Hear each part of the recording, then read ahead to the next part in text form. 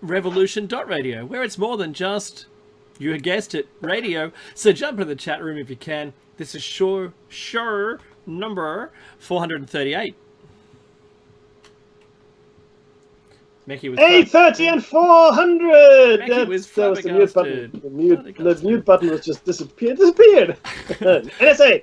I blame the NSA. It's completely on air and absolutely online and totally on your smart device. So grab an app to listen anywhere or listen at home on a Grace Tabletop digital radio.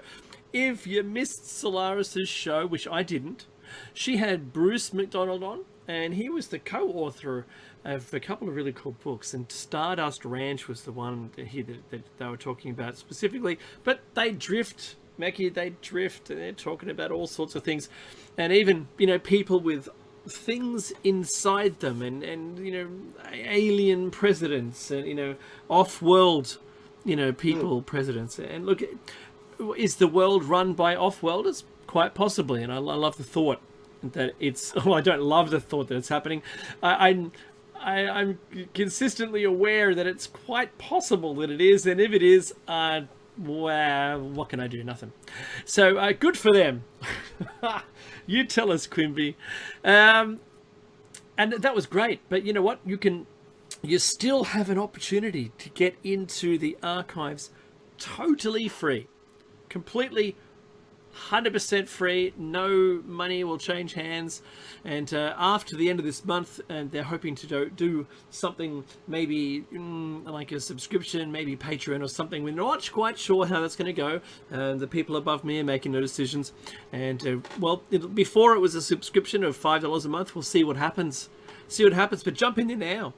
Have a look, because not only is it, if you did miss Solaris's show, not only is it Solaris's shows in there, but there's Mecky and our shows in there, and all the other hosts' shows. And you know what? You can do what we all do now. Like, we're so used to this, Mecky, just, you know, binging something in our own time. Yeah. Well, we don't watch live. Who watches live? Except for something that we're doing today, special we haven't done for a long time, and we're live streaming to YouTube. So jump over to Shiny Side Out's YouTube channel, and maybe you can run along with us with the things we present. That'd be pretty cool. Anyway, we'll see how it goes, see how many we get, and there's also a live stream chat that we can see in there as well. We're sort of trying to embrace some of the tech, and we have a Patreon account as well, which you'll find in the link to the video at the end. So, also like and share, subscribe, and do all those things for all the appropriate platforms. So it's really, really important to us. Now, on a serious note, Mecky and I, we live in Australia, where we're awfully concerned with the memory of the custodians and the lives they lived and the stories they told, in which they were probably classed as better custodians of the land than we are. We rape and pillage and sell it. We just sell it off. We dig some dirt up in a cup. That's who we and are. sell it to someone. Yeah, that's humans for you, right? And so, look, we acknowledge the traditional custodians of the land, and where I live it's the Darkinyung, and Mecky, where you live it's the Dark people. Absolutely. And we pay our respects to elders past, present, and future, or emerging. And I like to contend that everything we've built on top of the land will get ground off at ground level or subterranean, buried, and there'll be very little to show for all of the things we've done. And the stories, Mecky, that have passed down about the land at least extend 240,000 generations. And that's a lot. And what did they do, Mecky? They lived in harmony with nature and the planet. In fact, most of the so-called primitive people still do. Yeah, I like the word so-called, right? Right? Because we're questioning the use of the word so-called. Oh, completely. Were they truly primitive? Would you not, to be honest, just to prefer to live your existence in harmony with the planet? And that's the end of that discussion, right? Surely. It wasn't a question. Because it really wouldn't you? Because that means you're handing exactly the same thing that you inherited to look after to the next generation. You just keep passing it on. And that's what they did successfully. Right? Yeah. But you know, Becky and I in the past show arc, we were talking about ancient civilizations, ancient technologies, which have once again emerged to show that there may very well have been, and Becky and I are dead certain on this, that there's been past civilizations with technology, and they're ground off, and the only thing that's left pretty much is the stone buildings, or some things from here and there, and there's some stories. And those stories, Mickey, every time we hear, every year that this goes on, and this is the 10th year, right? Yeah. We're in the 11th year now. Oh, the 11th year. Look at that. We've done 10 years. We've done 10 years. We're in the 11th year, so we have if you 10 can believe it. That's pretty good. Yeah, we have 10 years. We know. Can't take us off the air. Yeah, sure. Who said that? I'll learn, yeah. So, having said all that, today's show this is show number 438, as I mentioned, and we'll be talking a bit later on in the second hour. We're talking about physical biological artifacts, which is a follow-on from the last 15 shows, but this will be there's more to come. Trust me, there's more to come on this. Meki, I'd like to jump. I don't know, how are you, by the way? I like to jump too, my friend. Jumping is a really fun activity for me. Actually, you're lucky. You're lucky. I've been advised by my doctor not to jump because I've got osteoporosis so significantly that. Are you serious? Yeah, completely. I was diagnosed with it just the other week, and trust me, it's not a joke. And he said if I was to jump up and down, I could crush my spine. I'm a special case apparently, and it's all going to be. Let's see how that goes. They haven't decided on the treatment yet. I'm sorry to hear that, buddy. Yeah. I've got the bone density of a 90-year-old. All right, Smithers, get me some bone marrow. That's well, there's a few things I can help you out with. In fact, today I made a dish that would be right up your alley if that's the case. I made some oxtail and it's oxtail and beef cheek. Slow cooked for 10 hours with some really thick, glycogen rich and broth. So this stuff is really good for your cartilage. Is really good for your bones. So there's a few things like I'm going to throw you away as well. Obviously, you take an Ostalin or some other calcium. Mm-hmm. Now, so that's I'm sorry to hear that, buddy. It's just horrible. So far, I've reached what's the final place, Mickey? So first isn't it bargaining, anger, then bargaining? The stages of grieving. Yeah, where are you? I'm at the end. I'm good now. Acceptance. Okay. Acceptance. Good. That's what I. That's nice. I couldn't remember acceptance. I'm sure forgetfulness is in there somewhere. Calcium that's missing from your brain. But on the bright side, his pineal gland is completely calcified. He's got a tooth in his brain. Yeah, that's absolutely true.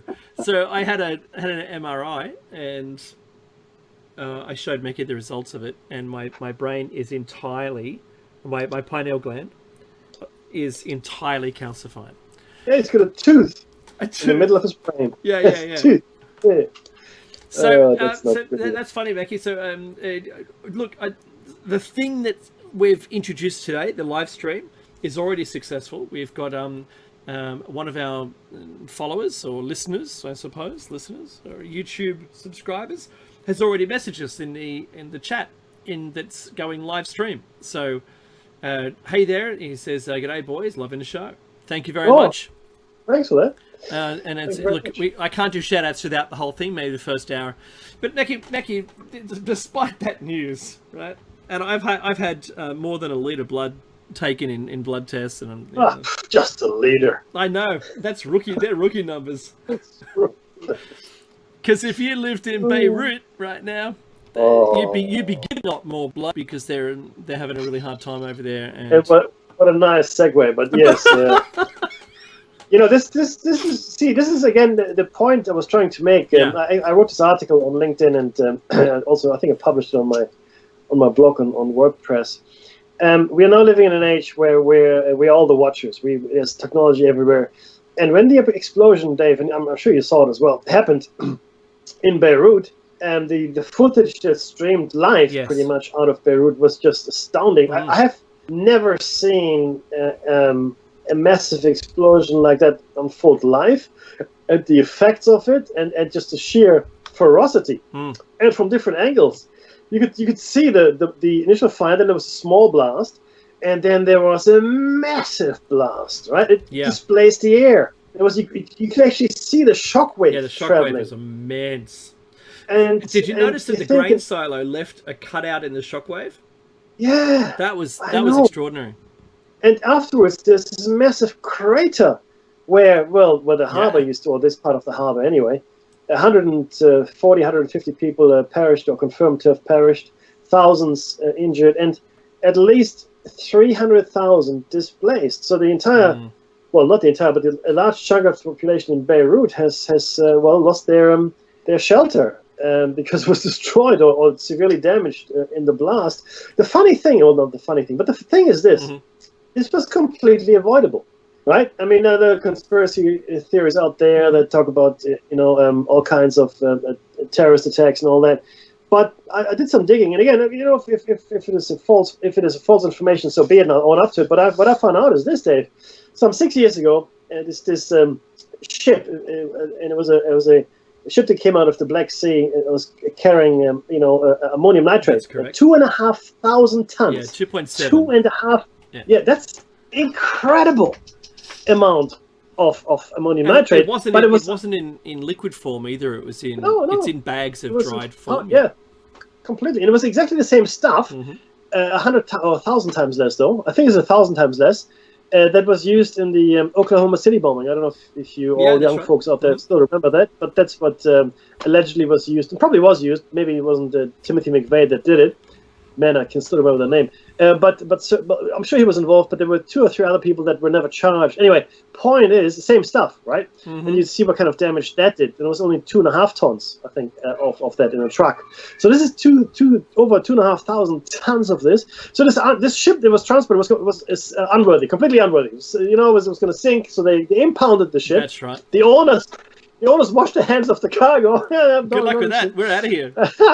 And then they hauled the load into one of the warehouses. It was just a regular warehouse. There's no special security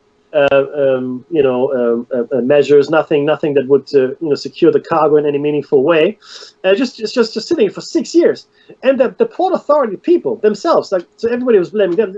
They've been asking for 6 years. They've asked the government, the Beirut Council. It's everybody. They've asked everybody to get this stuff out of here.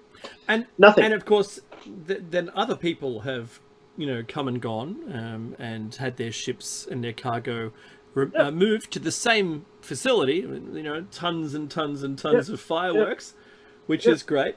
And I heard it was a welder that set off a small fire, which then in turn set off the fireworks. And you can see that first explosion. Those mortars they use make you to fire huge things right up into the sky. And there was an explosion, and then the massive one. And Troy Boy in the chat room quite rightly says ammonium nitrate is not really explosive unless you mix it with some accelerant. Or that's true. Or it's also able to explode in the presence of another compression or shockwave. And so you use a detonator buried in a bag of it, and that'll blow a tree stump clear out of the ground for everyone to have to go running. I remember that because my uncle used to do the same thing on his farm. My late uncle. He didn't die as a result of it. He used fertilizer and manure and diesel. Yeah, and that's the country way of doing it. And the thing is, you at the port, you have the storage of fuel, you have the storage of fireworks right next to ammonium in the same building. Nitrate. Yeah, I mean, that's just it was a perfect storm. 6 years, call it Black Swan, right? So 6 years on, people were still, worried about, or maybe failed to worry about it any longer. Don't know what they were going to do with it, but I have to say, the city of Lebanon was already critical. So their financial collapse. they'd already, hit rock bottom. They faced, COVID-19 issues. And I've conceded too, Mackie. Everyone's called it COVID-19. They don't even care that it's the disease, not the virus. But, doesn't matter. So, and now the total destruction of its port and grain reserves. Yeah. So, the city, which, basically I have to say the footage continues to come out even today, 4 days on. And there's firemen, Mackie, right at the building, the side of the building. And then there's people about 100 meters away, who are just filming it. And they're near a mobile crane. And none of those people made it. Of course not. And all they've done is recovered the mobile phone. I remember seeing a poor sap on the roof opposite the building. Like it's only a driveway between the two buildings, and he's on there filming it because, the popping of the fireworks was interesting. And then the building he's on is gone. He's gone. They recovered the mobiles and they're getting the footage off them. Needless to say, there's cyclists and everybody everywhere. Even the guy driving the car on the overpass, and he's trying to get a shot of the smoke plume after the first explosion. And then when the massive blast comes, the shockwave blows all the windows in the car and crushes the roof down. Yeah. Look. Wow. It was really quite. It was really quite. But we're seeing now this blast from every angle. Quite a thing to see. From every angle. Yeah. Every angle, and again, it just goes to show how quickly things can go from "Hey, I'm okay." Like, in fact, probably the perfect example is the bride. I don't know if you guys saw. There was a bride taking pictures on her wedding day with photographer all decked out. Dress was awesome. Oh, it was nice dress, everything. Very very lacy and whatnot. Cinematic. Yeah. That shot of her. And right in the middle of it, bang, so your day can be going pretty good, and then all of a sudden, not so much. And I think it's just a reminder, I think, for everybody and for us certainly, that we take things for granted and we shouldn't. And it's easy to get caught up in the what ifs and speculations and worrying about the future, etc., etc. And the problem here is that we shouldn't. We should live in the moment, because that's all you have right now. And I said this before, I'll say it again. Right, all you have is and if you don't know this by now, after this, like if 2020 hasn't taught you anything, right? It should have taught you that all we have is the moment. Make every moment count. I mean, of course, we are distracted on occasion, but let's try to make the most of the time that we have, because there's 100 odd people and more probably that are gone now, right? Yeah, I mean, the 100 plus 1,000 injured, Mackie. Yeah. And I'm not even talking about other things that are happening on a daily basis, right? This is just one event. And this is just, these are not people necessarily, I mean, Beirut is no longer a war zone, really, right? But these are people going about their daily business, doing this and that. You could be in New York, could be in London, could be in Sydney, Australia, could be anywhere really, on right? The planet, Mackie. Yeah. Accidents happen all the time, right? And then when that happens, you go, boom. I mean, I saw some horrendous accidents in my time on the road and other places as well. I was luckily never really touched wood. I mean, I've been in accidents, but never in a horrendous one. But I've seen some horrendous ones. And it just takes a fraction of a second of someone not paying attention. And here, 6 years of not paying attention, I guess, it adds up. Yeah, that's a lot of you have to say at some point, Mickey, that there's negligence, right? Oh, totally. So, but you know what they were uncovering today? They were digging up and they've found like safe rooms beneath not the building itself, but sort of next to it. Because there's a crater where the building is and it's all underwater if that's possible. But anyone who might have fled and gone to the safe rooms, now they're uncovering, and these are a labyrinth apparently beneath them, those buildings. And they don't know. Now this is from the mainstream media is concerned that there might have been, weapons manufacturing going on. Maybe not. Official. No. Maybe not official weapons manufacturing, but certainly there could have been some manufacturing going on the side, and that we'll have to wait and see what happens. Only 4 days in, Israel immediately called up within minutes and said, "Wasn't us." wasn't us. No, just turn. It wasn't us. Turn away. I'm gonna hang the phone up now. It was just saying it wasn't us. Click. And but one thing I have to say, Mick, and this is what even my children saw, because my children watch Mythbusters a lot, and the tremendous force of the shockwave is not unlike watching an episode of Mythbusters, especially like with that. And they put that's right. They put the Semtex or Anfa in the cement truck, and there was no cement truck afterwards. Well, Anfor is made using ammonium nitrate. So they put I think an oxidizer in there as well. That's what that chemical is in the end. So I have to say that from the humanity part, really unimpressed with the death rate there. The sheer fact that the only people, Mackie, there that would make any money off it are glaziers. Because every window of course, in a radius of like 20 miles or 15 miles or something like that is gone. I did frame by frame slow motion to watch one of the pieces of footage that just came out showing those high-rise buildings and all their glass just going and shooting through the building out the other side of the building on each floor. Extraordinary. So Meki and I feel for those impacted by the disaster, and we're absolutely all empathy for those who are even in the future from now negatively impacted by it, because Meki, this is the exact thing. When I was watching some of the footage that came out of the hospital, the shopping centre, like there's a Westfield-ish kind of large building with lots of shops in it, people on the street. It's a day in the life of people living a normal life in a big city. Yeah. That's what that is. And when I grew up in Sydney, even though we were a very small target on the nuclear scale, knowing that at any time, especially through the early 80s, we were looking at the skies for trails of inbound.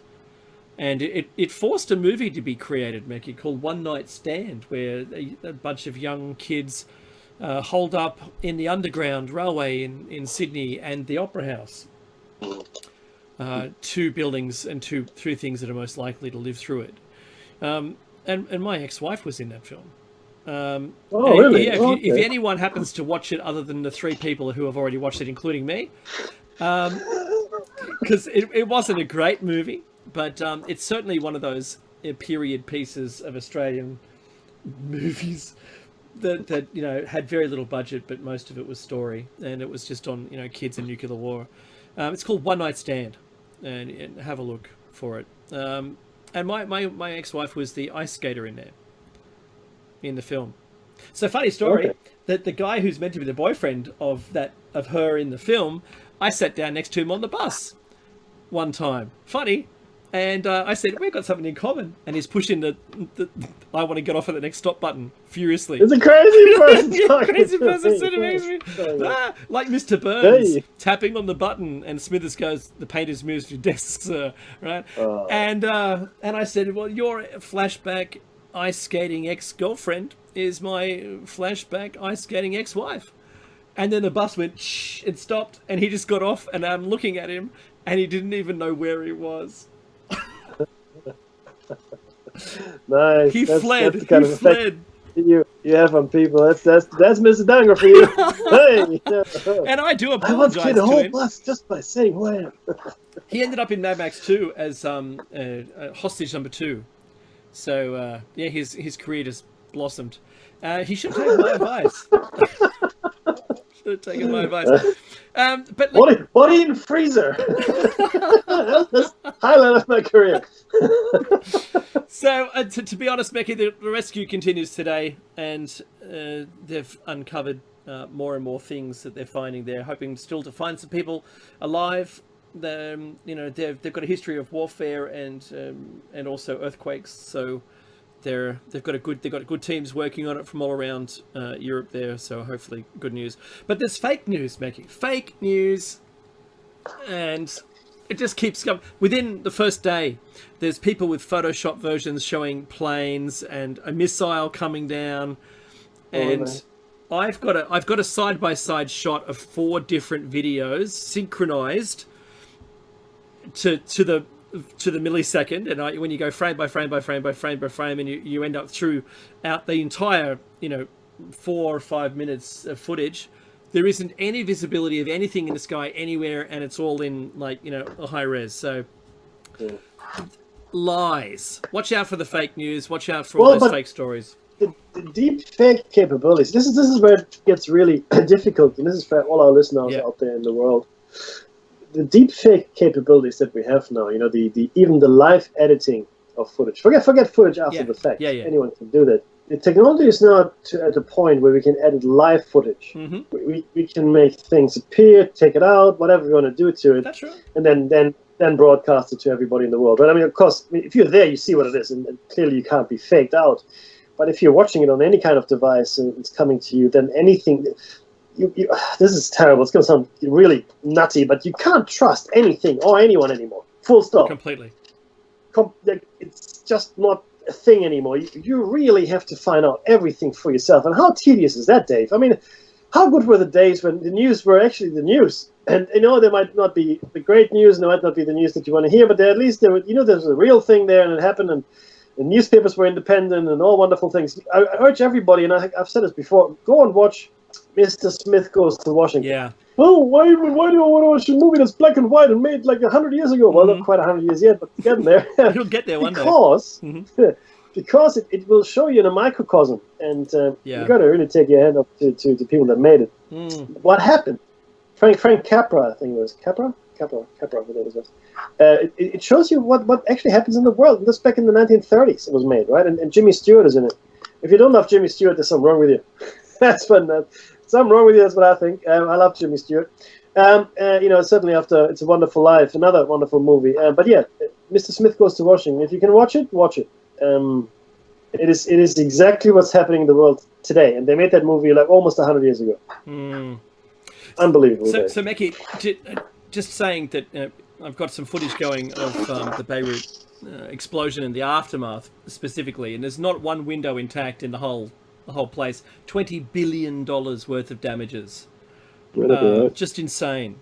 Like this thing that Mackie, I was afraid of occurring is the thing that occurred there, and I really struggle from the point of view of that could be anyone's town, anywhere, anytime. Oh yeah, 100%. It could be, there could be someone just driving a truck, deciding that they're going to do something like Oklahoma. There could be nations arguing with each other. A flashpoint occurs, and then suddenly it's decided that it's time to launch, and we won't be told it unless you're in Hawaii, because they've got the alarms.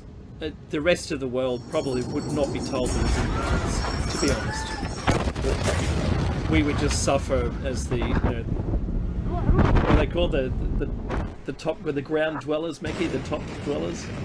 Oh, you mean us, the slums and the developing world? Yes, we would be the surface dwellers. We'd be the people who were just left to fend for ourselves when all of the politics and military goes underground. That's just simple. I'm not trying to bring it down. Just saying, it's what happened though. It already happened. I mean, it's not like it hasn't happened. No. It's a whole different story there. I mean. That's absolutely true. So, Mackie, I wanted to brighten it a little because I'm just playing out some footage here of the blast. But the guys, what the? Oh, yeah, good. I'm glad that was bleeped. So, Mars missions.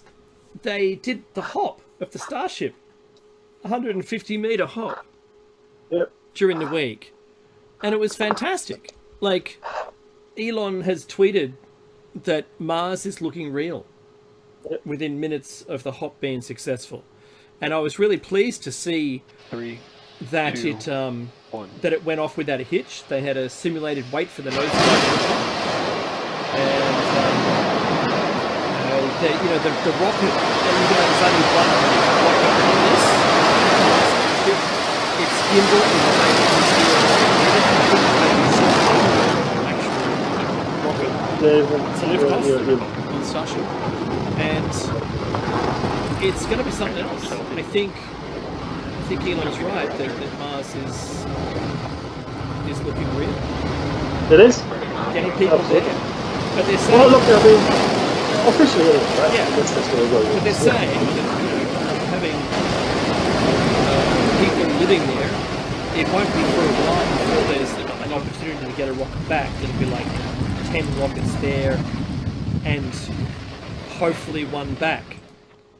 And then they'll start producing fuel so that they can, move on and get their, those other rockets back. So there'll be a fleet that will get built up there first before there's enough fuel to return them.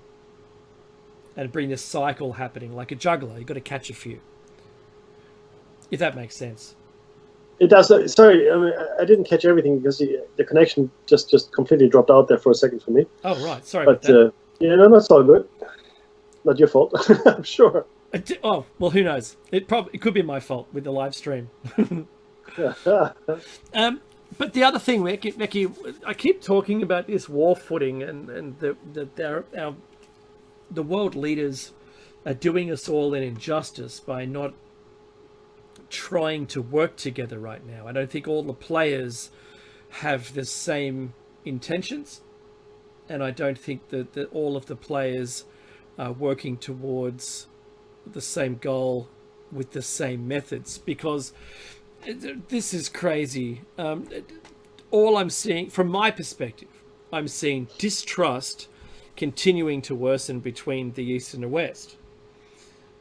TikTok and WeChat, Donald Trump basically signed them away. He effectively banned them in the US.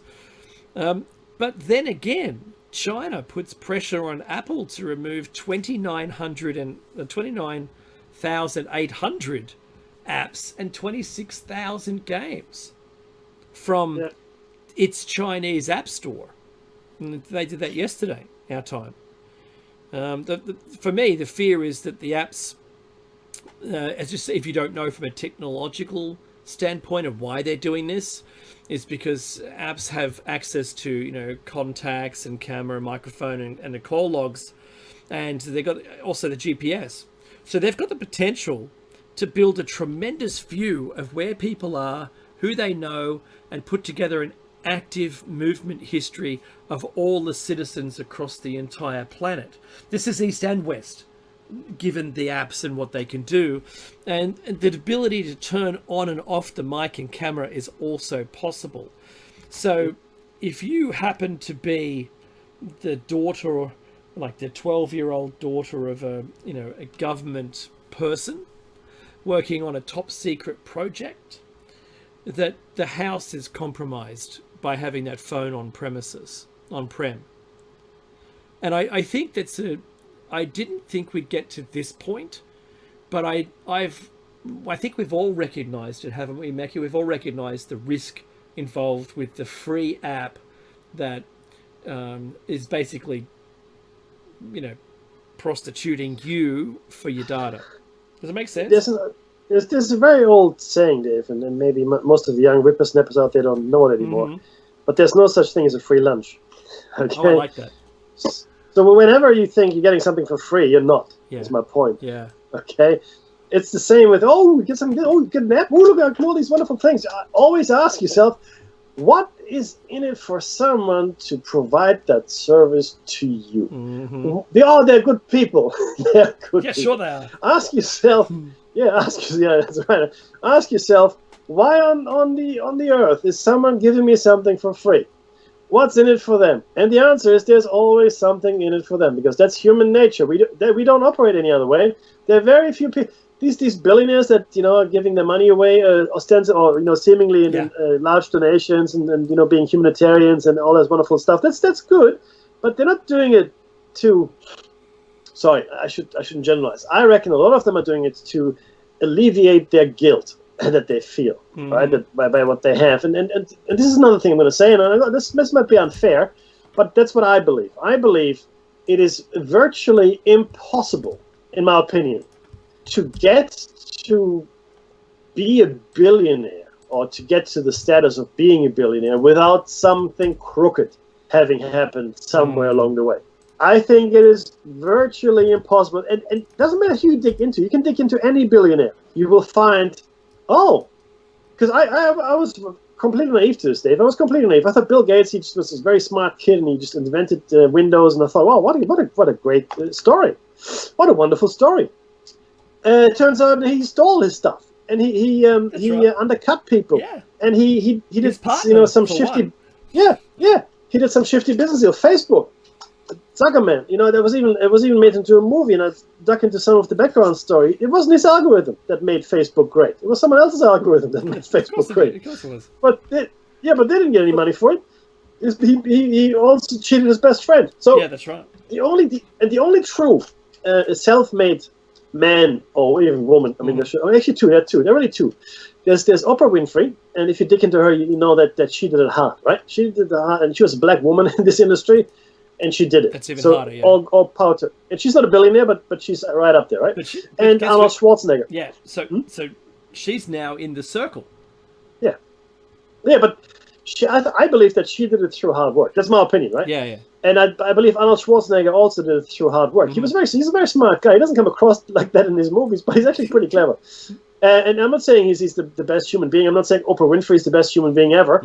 And I'm not saying that they're not corrupt. And I'm not saying that now that they are where they are, that they don't do things that are questionable. But I believe that they got to that point in their lives through really hard work and smart decisions against the odds, completely against the odds. And but I think that a lot of the other billionaires, right, especially billionaires, are billionaires because they are not the kind of human being that you would want to know. They are list for that. Yeah, well, so be it. But it's shocking, and it's a real testament as to where we are, Dave. So now we're seeing them all, scrambling and being humanitarian and all these wonderful things. No, and I think there are also hidden motives behind that. I mean, I question the Gates Foundation. I mean, I believe birth control is important. Why do I believe birth control is important? Well, because we have a finite planet with finite resources, right? It's just, it's math. It's really math. At some point, we'll have to say no.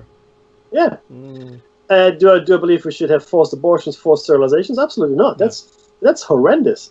But it happens. It's happening today. It's a horrendous thing, but it happens.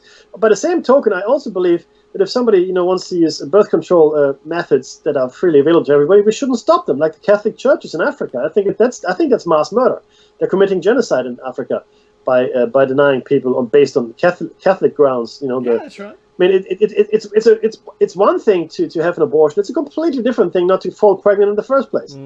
I think we should try not to fall pregnant in the first place, right? Abortion, it's a horrendous topic, and it is so fraught with danger and different points of view. I mean, the thing is this: when is it right? When is it wrong? I mean, I watched a recent piece on it as well, which made you think. But the thing is this: I mean, is there ever a good case for it? The answer is, well, yeah. I mean, rape, or maybe if the mother's life is in danger as well as a child, with the birth. I mean, there's a variety of reasons why you would consider abortion to be okay, that makes sense. But in my opinion, let's not fall pregnant in the first place. Let's just not fall pregnant, right? If we can help it. So birth control is not a bad thing. But this forced birth control that China is practicing, and that maybe the Gates Foundation and Agenda 21 are seeming to tout here. And there was a really good it's a British TV show called Utopia with the same topic, where they actually gave everybody it was sort of like a retrovirus, and it made everybody sterile except for gypsies, which is funny. It was like a twist at the end of the story, right?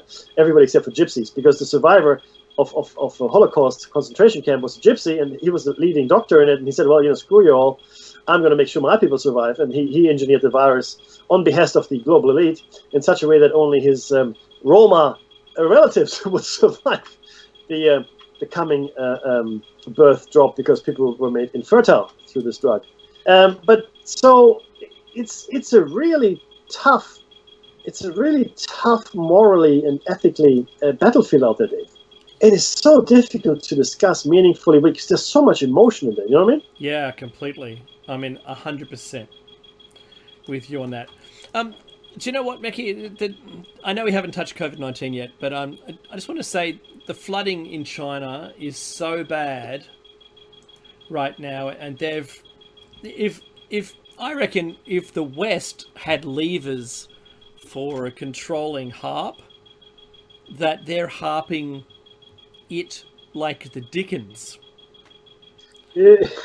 Nice. I tried to use phrasing that could be still rated G, and it's because there are two monsoons. I'm sorry, monsoon trough, and the fourth flood going to come downstream, and two typhoons, and then now they've got both of their longest rivers. The Yangtze and the Yellow River are completely flooded.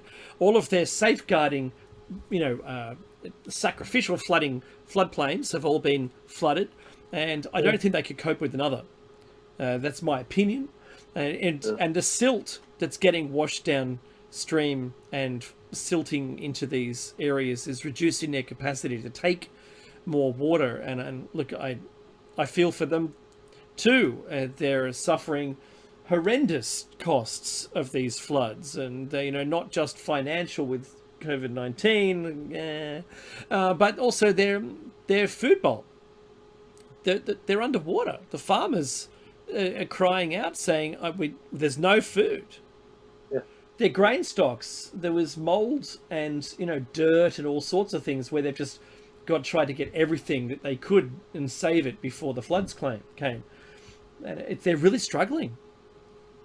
Yeah, I'm not surprised. Look, but this is exactly what we feel. The thing is, people should remember this, right? And we say this with sort of guarded here. The Chinese people are not the Chinese government. No. Right?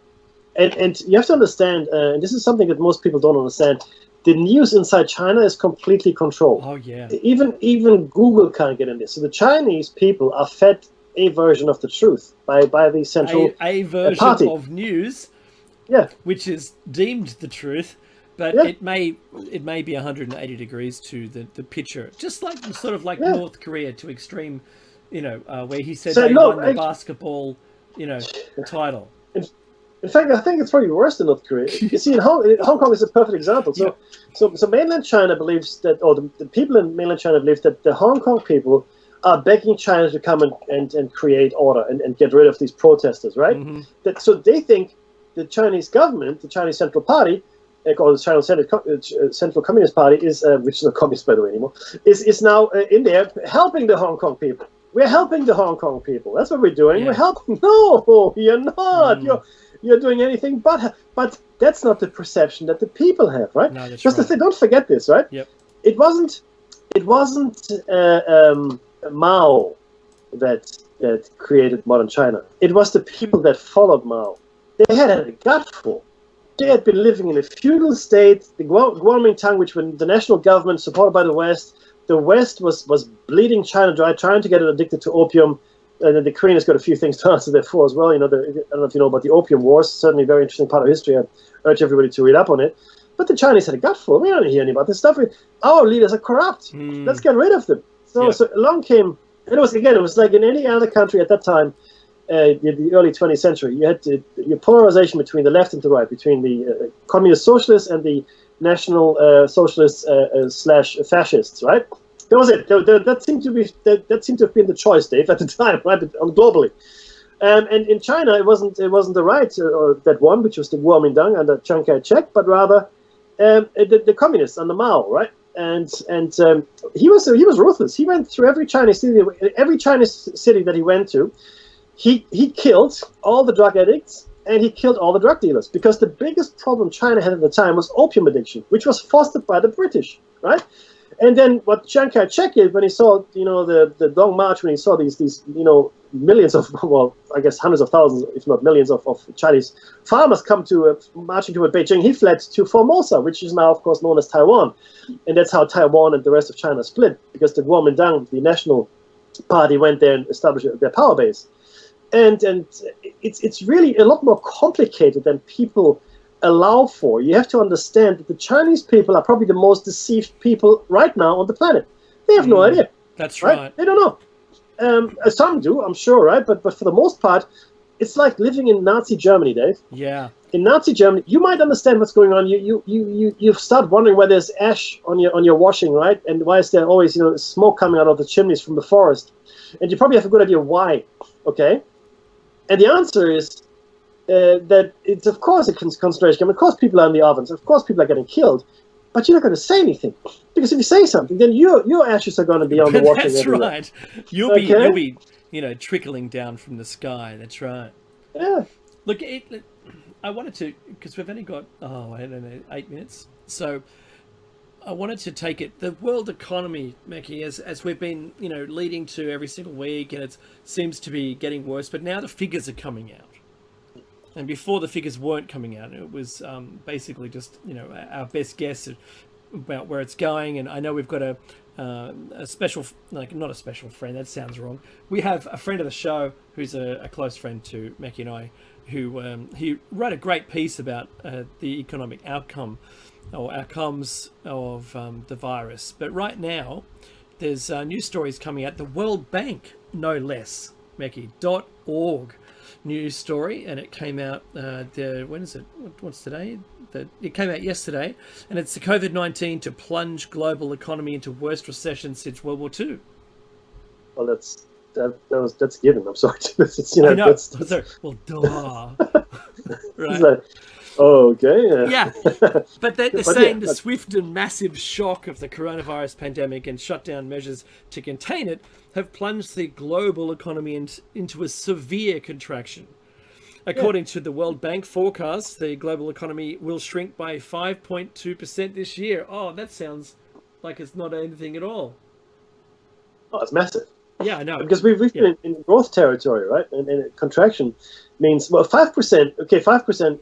That's affecting 7.5 billion people. Let's put it in real numbers here. So 5% of 7.5 billion is a lot of people. Okay, so there's tens of millions of unemployed, maybe hundreds of millions of unemployed, knock-on effects as well. Because, these unemployed need to be fed, but now you've got these massive food stock destructions all over the world. You've got the locust swarms, you've got the floods in China, you've got even tiny little things like in Beirut. Beirut is just sitting on a powder keg. And if you're saying to me now they've destroyed, quite a few of the grain stocks, there's a million people starving right there. Yeah. Right? So it's interesting how the food supply is being attacked at the same time as everything else is going on here, Dave. And to me, that's probably the most fishy thing at the moment, to see all of this happening in the way it is happening. Because how else what do you say to this? It's happening now. Yes, the COVID-19 is here, and yes, this is here, and the locusts are here, and the fires are here, and then you've got accidents happening. There's war footing. Look, all of this is real, but it's all happening at the same time, right? That's the kicker here. Everything is happening at the same time. Yeah, it's pretty shocking. So Mackie, on the screen now, I've presented the dashboard for the virus across the planet, and it's got no sign of abating at this point. America, I think you could read out the current figures, but I think America's hit 5 mil. Yeah, so America's, hang on, I've got it right here, buddy. Okay, America is sitting at 5.149, so 5,149,000. Globally, we've got just shy of 20 million confirmed with tests, etc. And the official death rate stands at 729,000. 729,000. So, when we have three countries now over, 2 million really. Yep. And we have Russia scratching 1 million, and then we've got 20. How many is this? 25 countries over 100,000. Exactly. And there's a few more countries just coming up. And again, not going to argue around what this COVID thing is. Virus, yes, no, people are dying. That's the thing. People are sick of something. There's something that's making them sick. And even if you get better, there's still lingering side effects. Yeah, truly, what is the long-term effect on your body? And we don't know. It's so early days. And Mackie, the ticks. You heard about the ticks, right? So there's 70 people in China now have been confirmed to have been bitten by a specific tick with a virus, and 10 of those have died. I didn't know that. Okay. And it's human to human spread afterwards. So are we talking like a crazy mutated Lyme disease thing here? What is this? No. Well, I'm not sure of the name of it. That we'll have more next week. But Right. keeping your eye on keeping your ear to the ground is now dangerous because the ticks. Keeping your eye on the ball is dangerous because something can blow up. Just look, I'm glad it's safe watching it on live stream. There's been so many discussions, Mickey, that the world is in preparation for something really, really big. Well, yes. What else is there? But this is what I'm. Look, for the last 10 years, we've been talking about the hypothesis, right? And you can knock it as much as you want. We are actually in the critical year as far as the hypothesis is concerned, simply because of our population numbers. That's it. For the longest time, we've been talking about this, and I don't want to go into this too much, but ultimately, I believe that we're going to hit ascension, or like a knock-on effect, like a domino effect, if you will. Where we all ascend at the same time once we reach a certain number. It's like it's a biological imperative in a way, I think. And they're doing everything like they have in the past in the great die-offs to stop that from happening. They can't let it happen. They can't let us ascend because then there's no one left to keep the lights on right here, right? And we've talked about that as well as to why it's necessary for this reality to exist. So I absolutely believe that this is a critical time in the world. I mean, you gotta have rocks in your head if you don't think it is, right? And I don't mean this in a bad way. Rocks are a nice thing, I'm sure. But there's a lot going on here, and people just willfully ignorant of it. They just don't want to know about it. It boggles the mind, and they're still holding on to these archaic belief systems and old ways of doing things, which are completely gone now. We're no longer living in that place. It's a different place now. And is this the year for disclosure? If we don't get disclosure this year, we're never going to get disclosure. There won't be any, it just won't happen. There'll be no one to tell it to, Mickey. Well, there's that, right? Exactly. And look, that's one of the things Mickey and I have been talking off air about is disclosure and what the likelihood would be. But you know what's really tough about it? It seems like we're almost there. And if it was only Mars, for instance, that they said, yeah, we've definitely found microbial life there, and it's either the same or completely different than on Earth. It doesn't have any, genetic markers which could align it as, panspermia. If they can knock that out, then life would exist everywhere, wherever it was possible. Yeah. But look, that's how simple that the deeming of life elsewhere is. That's how close we are to. I think everyone with a copy of the Bible in their hand, not being offensive to you, may just have to consider that the universe is teeming with life. Yeah. Oh, absolutely. And how many of those, Mickey? I wonder. I know it's a much longer conversation. Would share your belief? My belief? No, not yours. The religious people. Yeah. That's got to be a question, right? Maybe the only thing that's universal is there is some kind of supreme being that everyone believes exists out there but has never seen, touched, or heard of. And maybe it was just a progenitor race, Mickey, that just were the first to wake up, went around everywhere, found there was no life, and made it. Possibly. And look, I mean, this is really where this is complete speculation because we have no freaking clue, right? We just don't know. And the answer here is, like, I believe that any sufficiently advanced civilization, technologically speaking, will move away from, that's the music, will probably move away from religion, to be honest with you. Yeah, completely. No, this is freedomslips.com.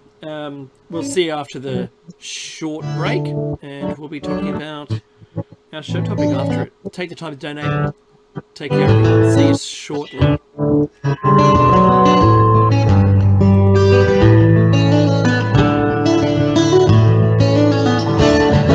All right. Thanks for listening while we took that short break here at Revolution Radio, freedomslips.com. And now we're going to get back to your host.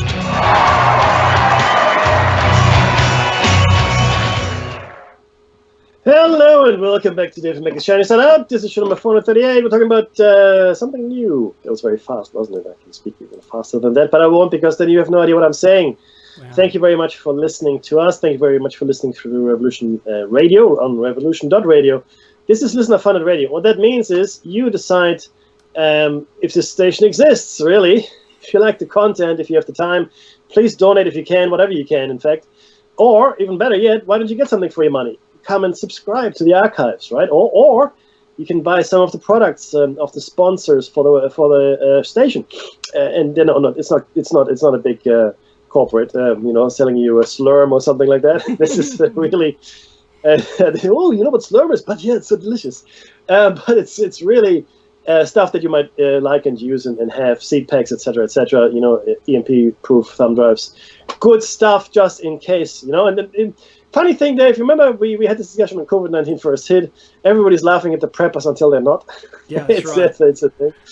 And I survived the toilet paper craze of 2020. What? Excuse me?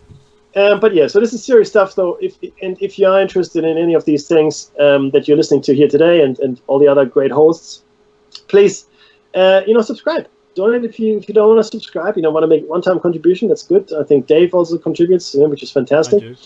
And and you can get access to our archives now, which brings me to one of my sore points, Dave. And this is the loss of some of our archival footage. Not the station's fault. Actually, I put the blame squarely on YouTube, which deleted a whole bunch of our shows.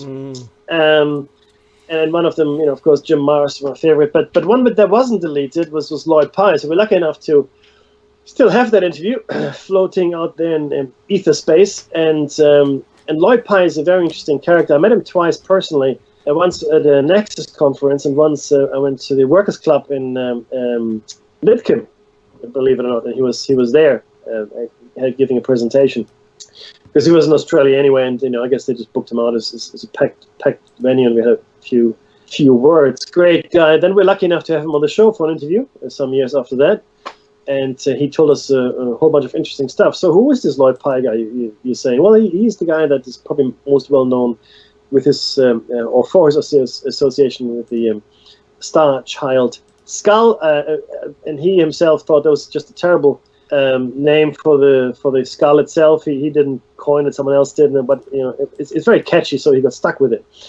The reason though he came to him, and this is a really interesting conversation as well, is because he was very much interested in hominids and hominoids. So he, Bigfoot, etc. That was his bag, and it brought him, the Star Child skull, which spun him off into a completely different tangent. And was really a great illustration, Dave, I think, of just how interconnected all these strange phenomena. I don't want to say conspiracies because that doesn't do this justice. And I've come across now a lot of people who like to call Dave and myself conspiracy theorists. That's completely incorrect. Neither Dave nor I are conspiracy theorists, right? And I saw a post that you put online recently as well. So I just want you to realize that you're not actually a conspiracy theorist. You're a conspiracy factist. So what is the difference? Anything could be put into the light of conspiracy. You can say, oh, this is conspiracy, that's conspiracy, blah, blah. I don't care at all for any of that. I want to know about the facts of the matter. I want to follow it down right as far as it leads me, and then I want to know the truth. I want to know what the truth is of the matter. So I don't care to be called a conspiracy theorist, because most of the things that I believe and that Dave believes, they're not theories. They're conspiracy facts. Okay? It's a fact. It's a fact that if you believe that 9/11 was brought down, I don't care because we're not monetized anyway. I don't care. If you believe that 9/11 was brought down by 19 Arabs, Saudi, actually 18 Arabs, by 18 Saudis and one other guy, that was all planned out of a cave in Afghanistan, then you're the person that believes in the conspiracy theory, okay? Yeah. Because, again, with most things, and this is the truth, okay? I'm laying it out there for you. With most things, with virtually all things, but not necessarily every last one, but you have to follow the money. You have to follow who profits. You have to follow who benefits, okay? And the amount of people that benefited from this event, almost 20 years ago, almost 20 years ago, wow, is legion. The amount of people that benefited is legion in ways you can't even imagine. I'll give you two examples as to who, apart from the obvious. One, the head of security for the towers, for the Twin Towers, right, was actually the head of security for the Clintons. And he would have been privy to a whole bunch of information that might have just been too embarrassing to come out at some point. So it's about loose ends and tying things up.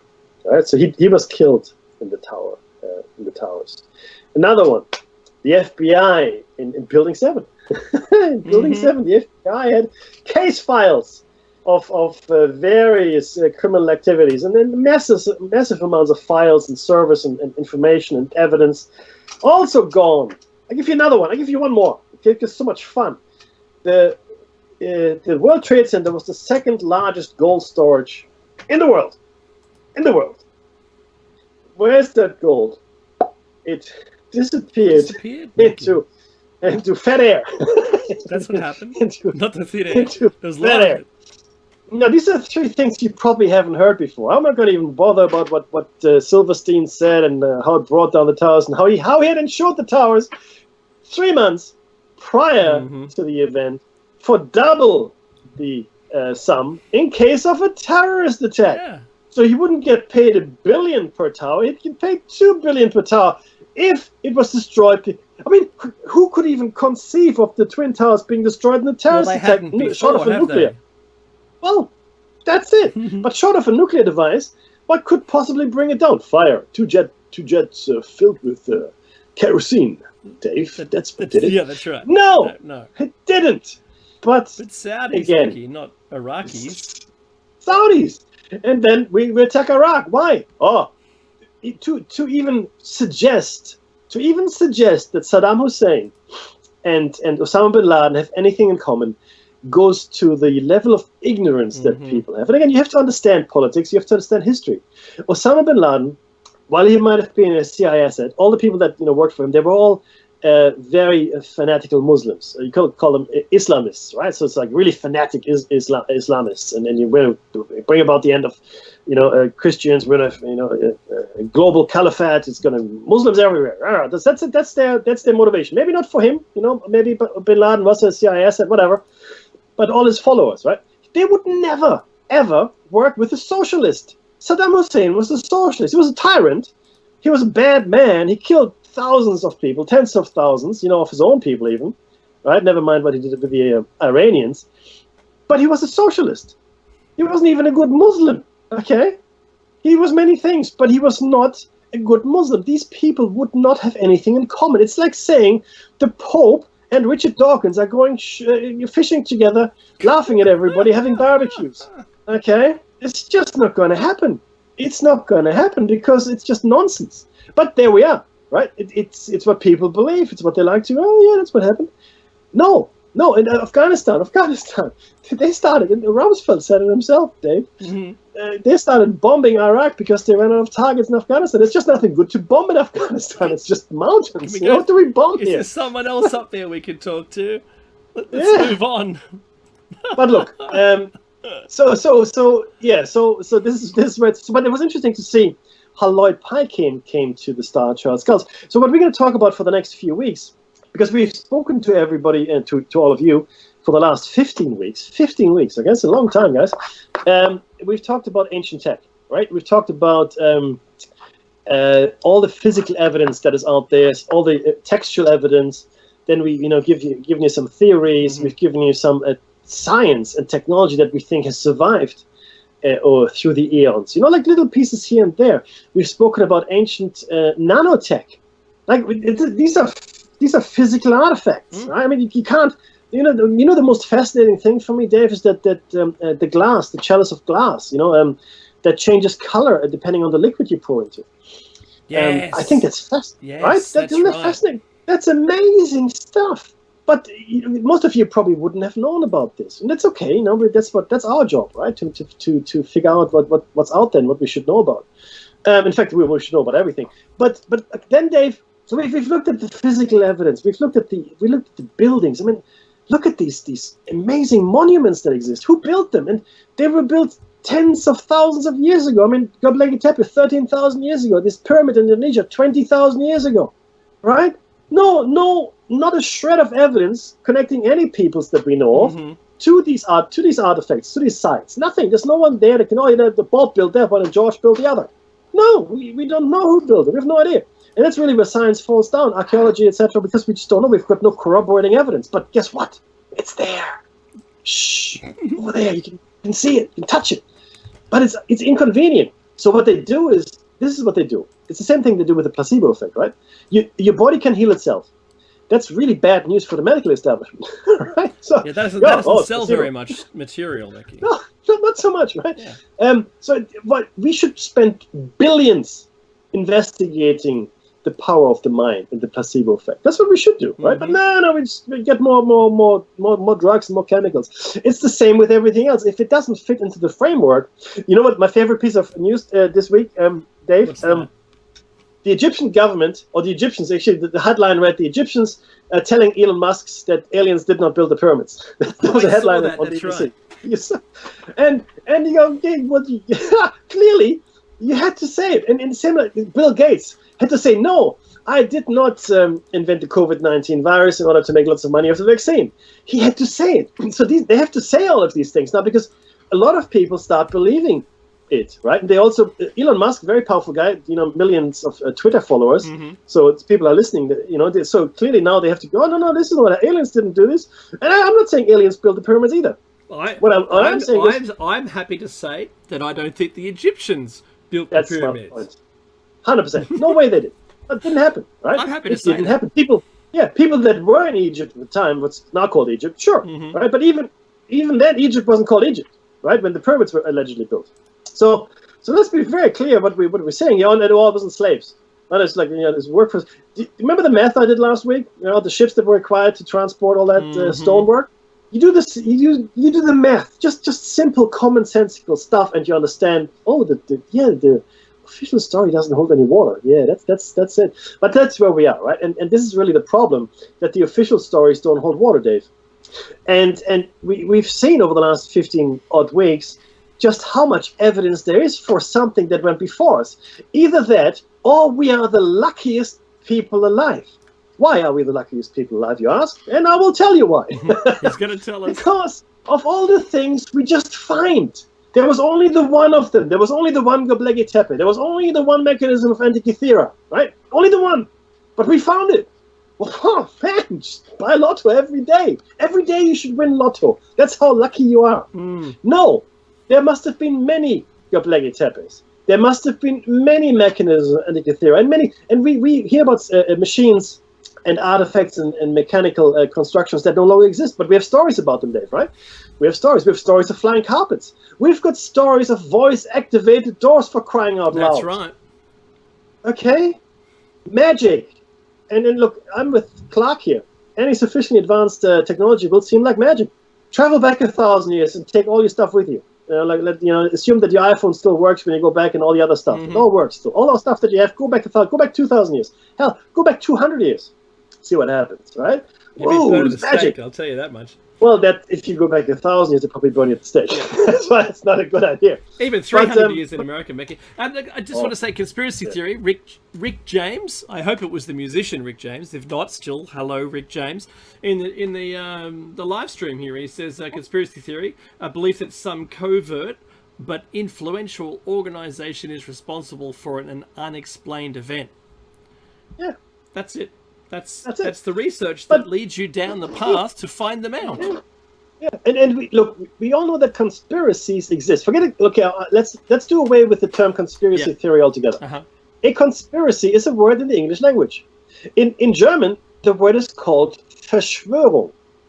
Now, Verschwörung doesn't have the same kind of negative connotation that conspiracy does have in English. So Verschwörung just means people that are sort of bound by oath to each other in a way. So it's implying secrecy, implying that they have a common goal. It's a word that, I mean, Germans have beautiful words, right? I mean, for the most part. So Verschwörung is also a secrecy, a common goal, and you're pushing to an outcome. There's a very specific outcome that you're after when you're in a Verschwörung. Conspiracy, though, in the English language and across America, in Great Britain, Australia, wherever English is spoken, has taken on an extremely negative connotation as to, well, tinfoil head wearing type stuff, right? hence the shiny side out. Even though we know that a tinfoil head will actually amplify certain government frequencies, as was proven by an experiment at Harvard, I think, or MIT. Mm-hmm. MIT it was. Because it focuses all that energy exactly where you don't want it focused, on my calcified pineal gland. There you go. Don't wear a tinfoil hat is our advice to you. What you should have is a Leyden jar. A Leyden jar is good. Good Leyden jar, or some kind of Faraday cage. Faraday cage, yep. But ultimately, though, it's a fact that these Verschwörungen, these conspiracies exist. There was a conspiracy to blow Parliament by Guy Fawkes. You might remember him, right?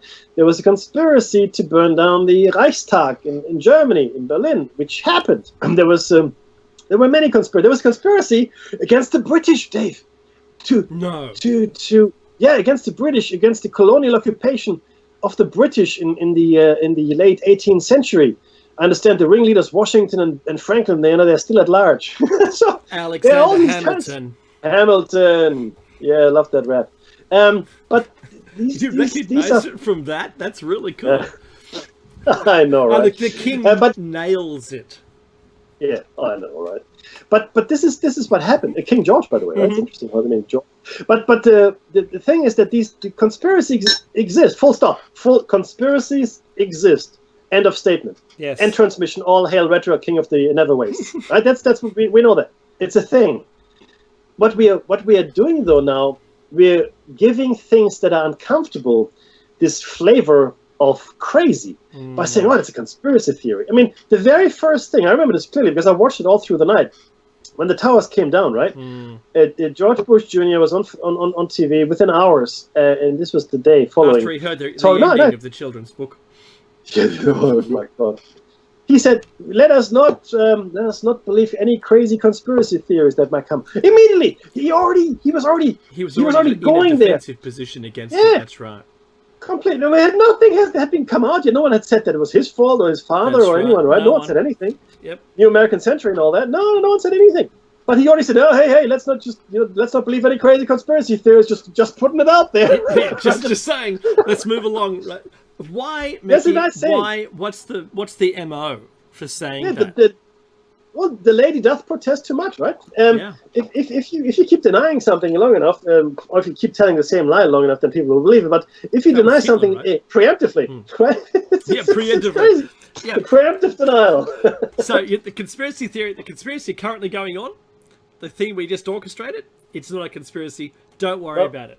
That's not crazy. You're crazy.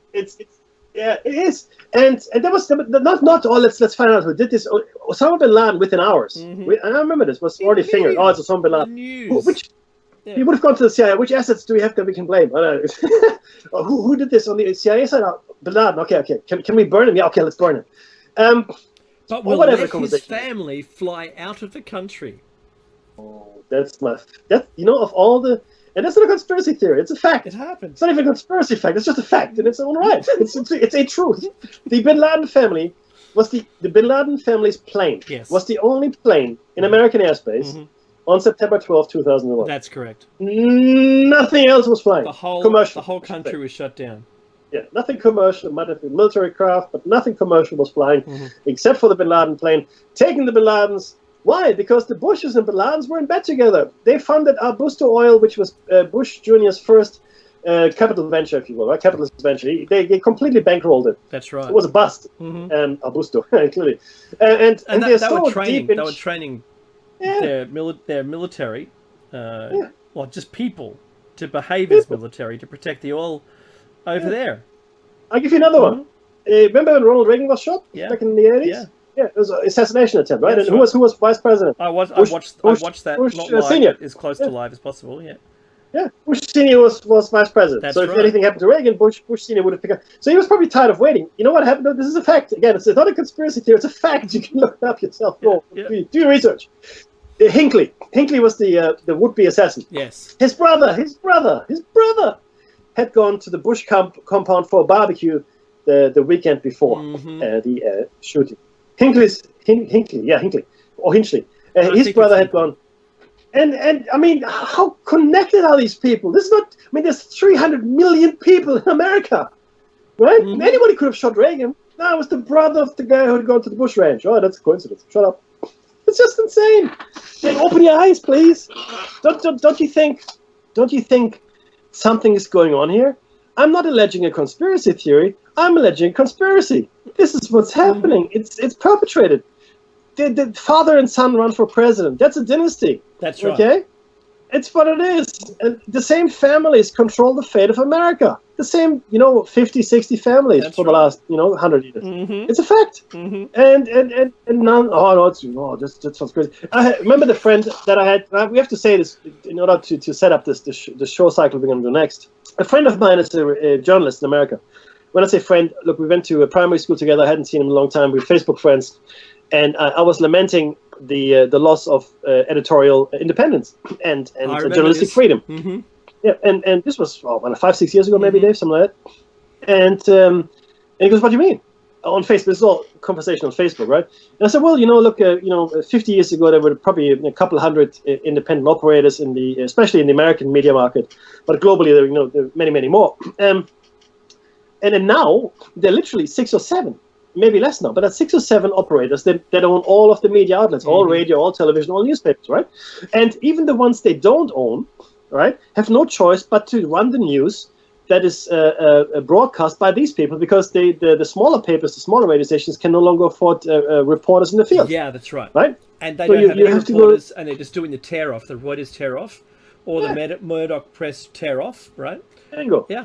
So unless you're big and syndicated, it's very hard for you to exist. So you run their news. So they own you, by default. It's almost a de facto ownership, as far as the news, at least the output is concerned.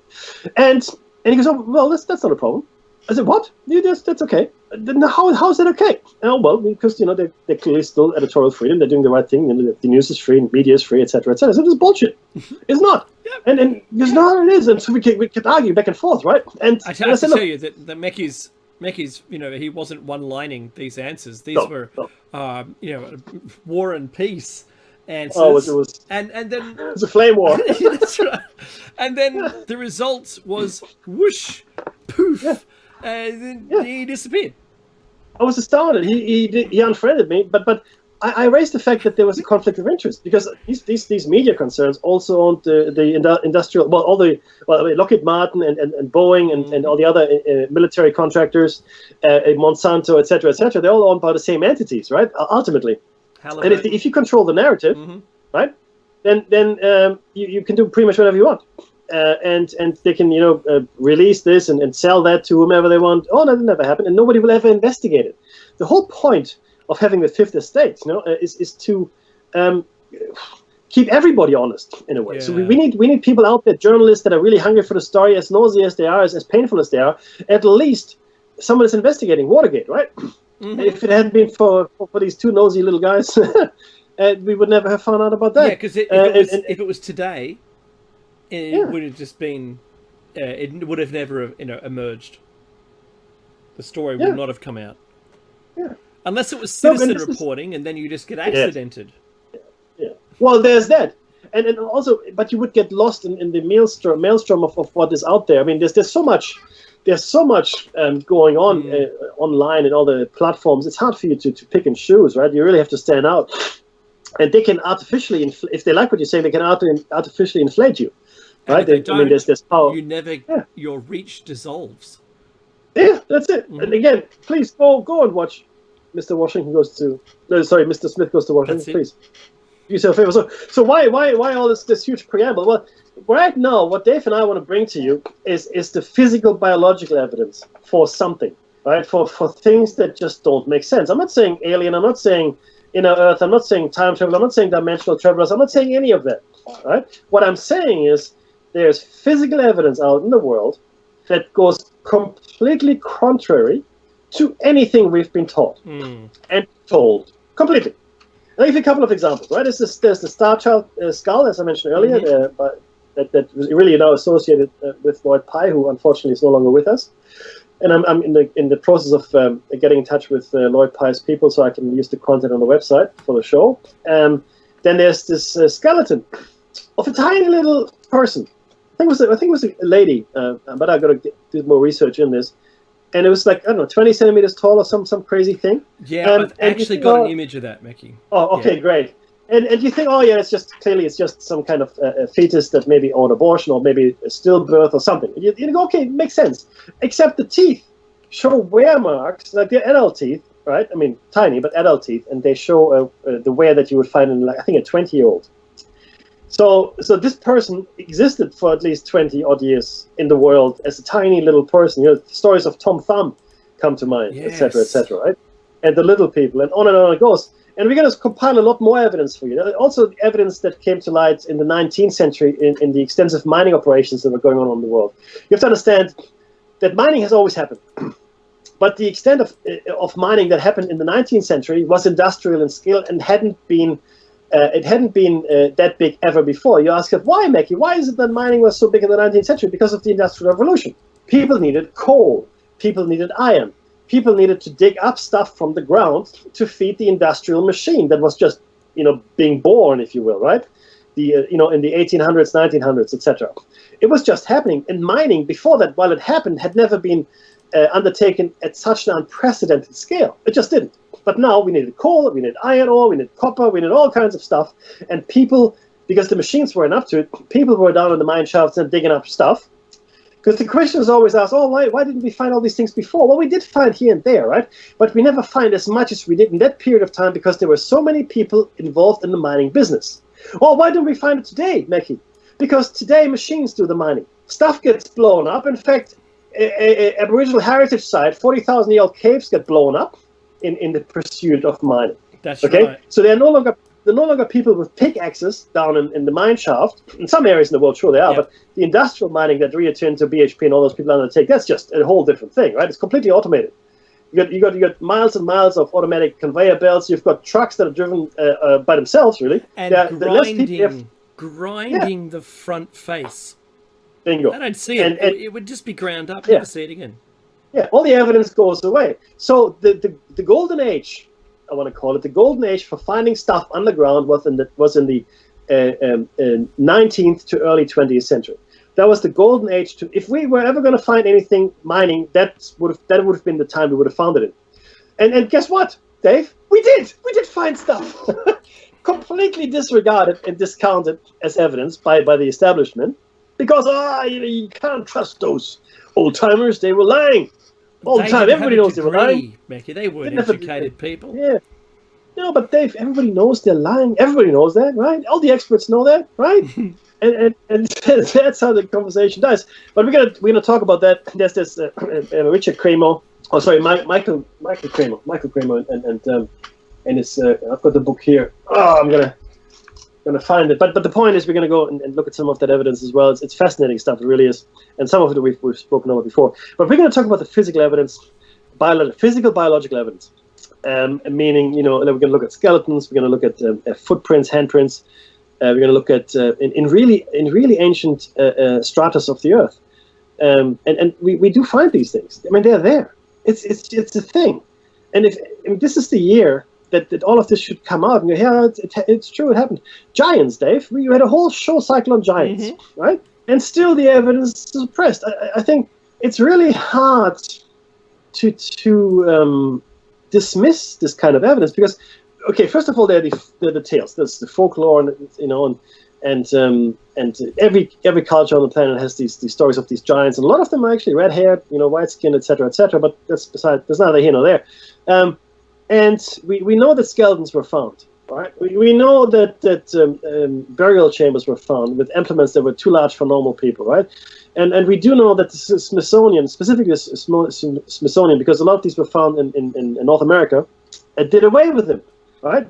I don't think they were destroyed. I mean, they may have been destroyed, but I think they might just be in a box somewhere, Indiana Jones style hangar, which has hundreds of thousands of crates, that you better never open. And I think a huge part of our history is being kept from us. And so that's what we're going to bring to you. So we've given you the physical evidence as far as artifacts are concerned. We've talked about the textual evidence. We've given you the earliest. We've given you the earliest texts that we know about, cuneiform tablets, right, from the Sumerians, the Enuma Elish, okay, and the Atrahasis epic, etc., etc. Which I mean, you read it, it's today's tech. In fact, it's tech that's even more advanced than today's tech. But it's not advanced enough for us not to understand that it could be done. Right, like the artificial wombs, etc., or creating a new life out of the genetic material of a donor, for example. It's there.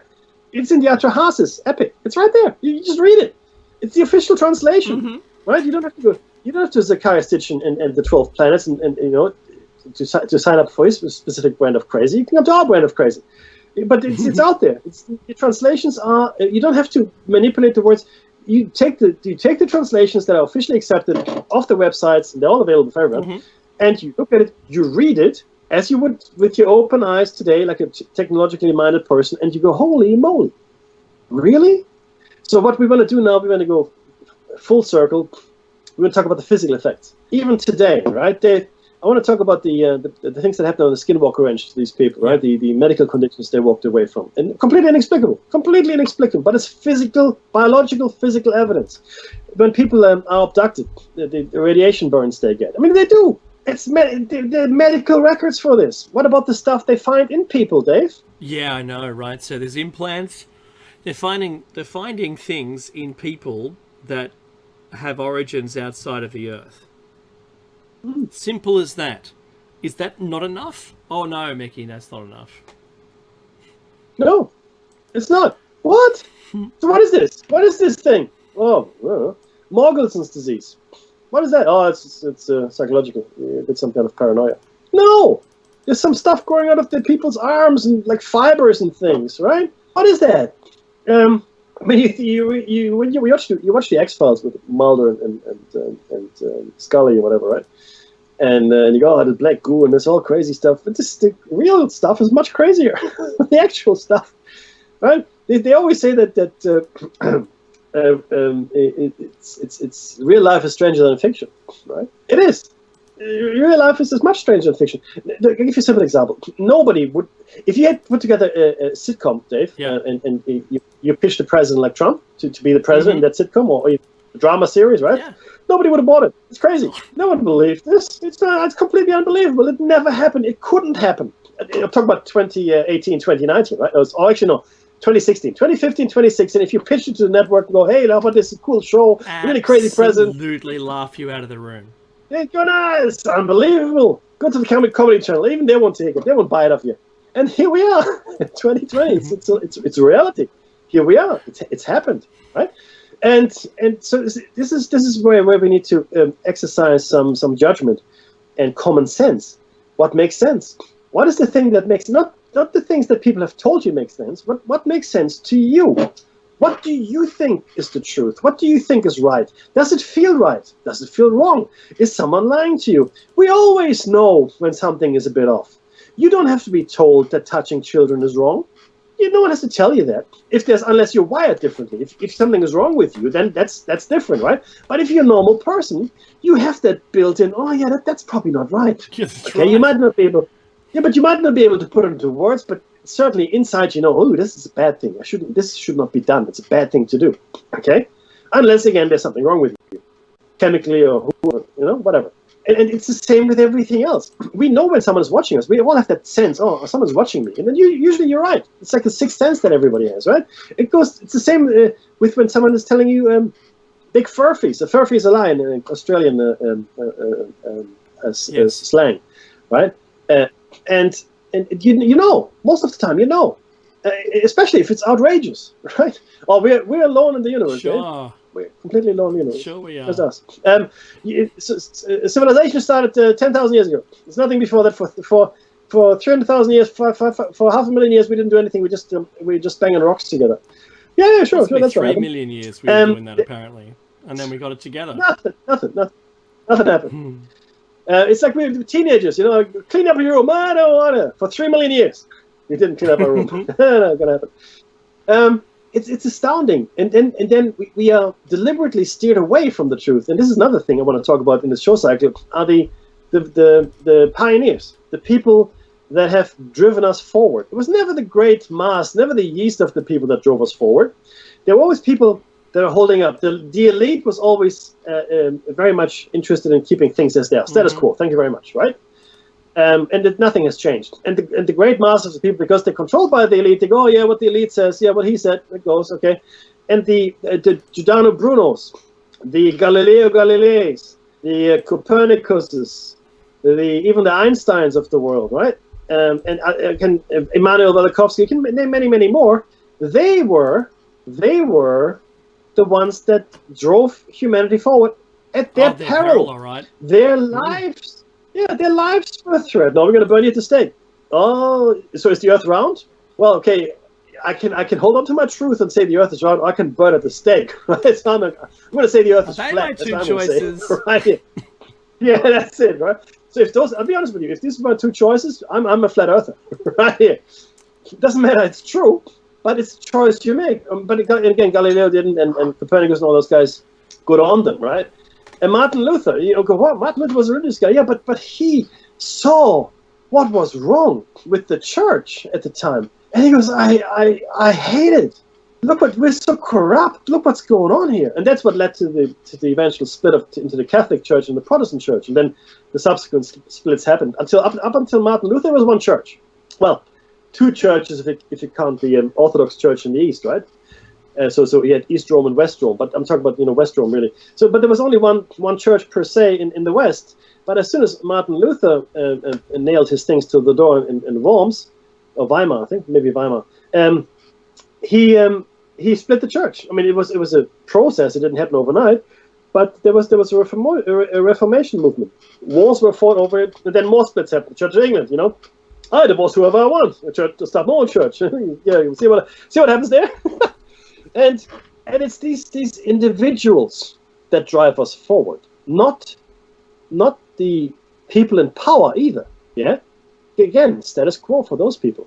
I want to talk in the next show cycle about these folks as well, because we tend to burn them at the stake, and we should stop doing that. And I feel compelled to really ram home the physical, biological evidence, Dave, because some things you just can't. You can't make disappear. It's there. It's in the public domain. It's no one is disputing it. Look at the skulls, the Paracas, Paracas skulls. Yeah, that's right. Paracas. Yeah, Paracas skulls. Again, people say, they were created by boarding up the cradle boarding. Yeah. So no, the answer is no, because the muscles in the jaw, for example, have different attachment points. Cradle boarding doesn't do anything to your muscles in your jaw. Okay, and the skulls also, they're shaped quite differently and in several areas to what you would look like if you were cradle. And they did, of course, cradle boarding happened. I'm not saying it didn't. Same as foot binding, it's a thing. But these skulls specifically, they just grew because that's how they grew. So, Mackie, right? The other thing that I was going to bring up was the band of holes. Do you remember that? Yeah, miles of these holes, equidistant from each other, equally deep. For what? Doesn't make sense. Oh, they were burial plots, Mackie, but there was nothing buried in them. It looks as though some ancient technology was, maybe cutting a seam, an underground seam of resource or something like that. We don't know. Sure. I wasn't there during the planning. Yeah. Like, what's the meeting that you start, the kick-off meeting? I wasn't there. I don't know. Yeah, I didn't get a memo. Right. Ancient art, Mackie. Ancient art that depicts UFOs, and in particular, what was Jesus' mum again? Mary. So Mary is depicted. Thank you. I told you I asked too many questions in Sunday school. That's evident. So Mary is depicted having an alien ship in the sky in some 17th century artwork, with a UFO with a light coming down that goes through the building to get to a head. Yeah, absolutely. We're not talking about all of these things that we're going to talk to in the next show arc. In this show arc, we're not saying that from a 20th century or 21st century viewpoint that it's all brand new. It isn't. Most of it's just simply suppressed in conversation. I do hope, though, that we will uncover even things that are new to us in the show. So we're going to do a bit more in-depth research, of course. But I do hope that we find things that we weren't aware of before, as we always do. And sometimes it's just so obvious. How come I've never heard of that? What? And you go, Dave, look at this. What? And you go, it's just, it's, to me, it's a bit of I'm not saying it's a Mandela effect, but it feels like Mandela effect. I mean, because I've been neck deep in this for 40 years. And if there's something out there that I haven't heard about, it's a real surprise to me. It really is. What, like the Yagigi, right? Mickey? Yeah. That was a bit left field. Never knew. There was a revelation, though, right? You go, okay, the very first Union conflict here, it's like the Stockade Wars back in the minefields, in the goldfields in Australia, right? No, tools down. They're not working anymore. Look at us. So yeah, it's a thing. This is a thing, and again, you have to read these ancient texts with modern eyes. Okay, you really have, and it doesn't matter. So it's the older the text, the more you have to look at it with modern eyes. Read Arabian Nights. Read it again. Read the fairy tales, the Brothers Grimm again. And you go, well, what are you talking about, Maggie? That's crazy talk. No, I want you to read them and look at the stories and the elements the stories contains, like especially the fantastic elements. What is it actually what's the fantastical element of this fairy tale? What's the fantastical element of this Arabian Nights story? Isolate them and then look at them and see if you can explain them with modern technology. Right? That's all I'm asking. Look at the ancient texts and not just. Go right back to the cuneiform tablets. Read them all. Read all of them. Read the ancient Vedas, the Indian texts, right? Mahabharata. You can read what was it called? I forget now. But read all the ancient Vedic texts. That's the Babylonian text. Yeah, absolutely. Read those. Read them, and then in fact they're part of our show notes. Go to the show archive on Revolution Radio and have a look.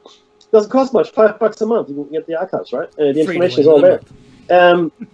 That's right, free till the end of the month, right? What about the lintel in the Abydos temple? That's a very interesting one, right? These oh no, that's because there's something chipped off, and that's why it looks like that, and etc. etc. Well, if that were true, then the entire thing should look like nothing because it chipped off. Then a piece should be missing. I don't know. That's my opinion, right? It's an opinion. And I agree with you. But extraordinary that it is just left out. Remember that modern eyes. So if we looked at it back in the 30s or the 40s even, we would not have seen a helicopter because we hadn't made them yet. But now we have them and we've made them. You look at it and you think, how is that possible? They could see that whenever that was carved, 2,000, 3,000 years ago, don't know. But they saw a helicopter and carved it. Because it evolved. When I looked at the evolution of helicopters, it wasn't until now that the helicopter makes sense to call it a helicopter. Because otherwise it was just, an artistic kind of, view of something. Most stylized insect, Mickey, is the great. That's the quick call. No, it was a dragonfly. Dragonfly, of course. Dragonfly. So it's a dragonfly has got back rotors. Yes, shut up. So, but yeah, look, there's all of that stuff, and we covered it, over the last few weeks. It is mind-boggling just how much there is, and a lot of people, and this is the truth, a lot of people just aren't interested.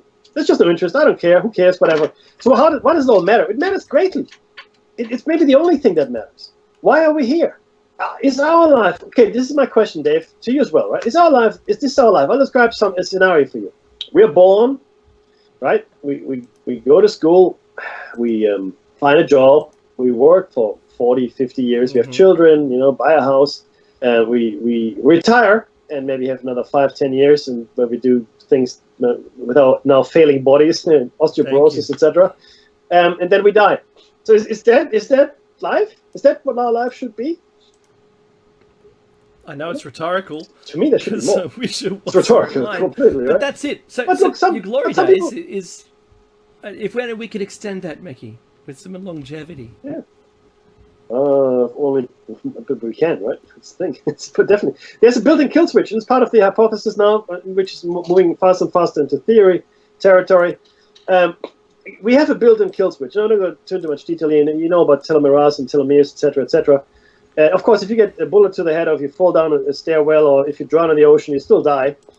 What you won't die of is old age, and you won't age, in fact, if we get this telomere thing under control, right? If there's ever a thing, and I'm reading a lot of science fiction. That's just my thing. I like science fiction, and a lot of the modern science fiction authors, Dave, for the last in the last 5 or maybe 5, 6 years, whenever set in the near future, or even the more distant future, but definitely in the near future, it's all about telomere therapy to extend your life. It's all in there. It's been picked up by the popular media or popular culture, I guess. It's an element like spaceships used to be in the olden days, and BAMs, bug-eyed monsters. Telomere therapy is definitely a thing now because it's a thing. It's actually a thing. You don't have to be a science fiction writer or a great futurologist to understand. Hey, telomeres, whoa, that's where the money should be. And in fact, I believe, obviously, that this was discovered many moons ago, and maybe some of the races that came before us were never part of this kill switch. I think this particular kill switch has only been with us since the last cataclysm, and the race that was created at that point, or modified, I should say, at that point. Okay, that's what happened. We've had to kill, and I'm going to put myself right out there now. Okay, crazy time. The arrival of the moon. I think the arrival of the moon is the same is coincidental with the putting in the kill switch into our genetic material. Okay, they're linked, those two events. Not causally, but from a chronological point of view. They happen at the same time. If another race landed, just like that really terrible movie with what's his name from Greece, John Travolta, where those giants. Yeah. He was one of the giants. Battlefield Earth. And the alien race came to Earth. It's an L. Ron Hubbard book, Battlefield Earth. But the book is actually really great. The movie is atrocious. Yeah, it's pretty bad. But could you imagine, Mackie, if there were these people that were 10 foot tall or what have you, ruling over us right now? Yeah. Well, the buildings that are all to scale for them, not for us. Yes. The all the historical texts that mention them every 5 words is giant or what are the other words for them?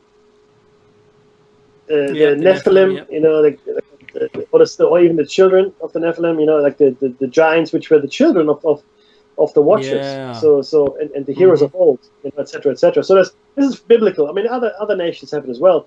Interestingly, I mean, look at the cuneiform texts, but then you also look at the artwork that comes out of Babylon and Sumer, and you see that the gods are represented as giants, and all the people are child size, really.